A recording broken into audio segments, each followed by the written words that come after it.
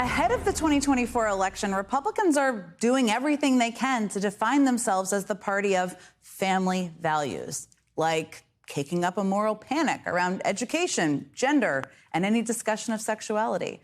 But that plan has one big problem, and his name is Donald Trump. On Tuesday, a panel of 9 jurors in New York unanimously found Trump liable for sexual abuse and defamation against E. Jean Carroll. The following day, at a town hall meeting in New Hampshire, he openly mocked his accuser to the laughter and applause of Republican voters in the audience. It was definitely disturbing, but unfortunately not necessarily surprising. Because why should Republican voters take Trump's wrongdoing seriously when the party leaders never call him out? Let's be honest, this shouldn't be a difficult question. If someone asks you, do you stand by somebody who was found liable for sexual abuse? The answer should be some version of no. But outside of a handful of Republican lawmakers, they have, by and large, pretty much avoided criticizing the former president. Take Senator Bill Hagerty of Tennessee.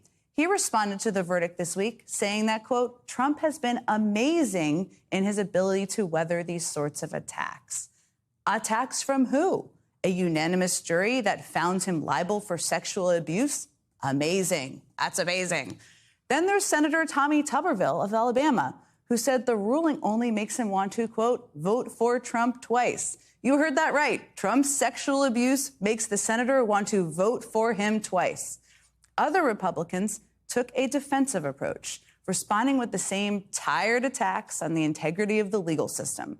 Senator Lindsey Graham declared that, quote, the New York legal system is off the rails, while Senator Marco Rubio called both the jury and the case, quote, a joke.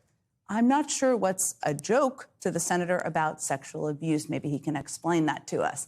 But the most common Republican refrain was indifference to a jury finding the de facto leader of their party liable for sexual abuse.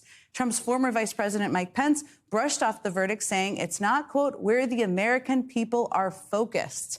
Call me crazy, but I think more than a few people out there do care when a candidate has committed sexual abuse.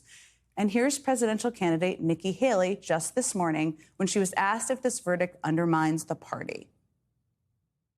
I have always said that anyone that feels like they have been sexually assaulted in any way should come forward and have their voice heard.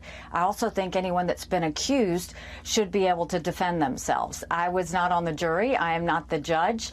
I think that both of them had their voices heard. There has been a verdict and there's been an appeal.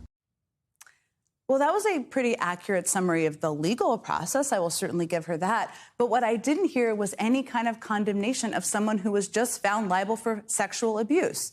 Look, all of these Republicans are free to say something as simple as this. Donald Trump's behavior is not what my party stands for. They are free. They have been free to do something about him. But I guess, why start now?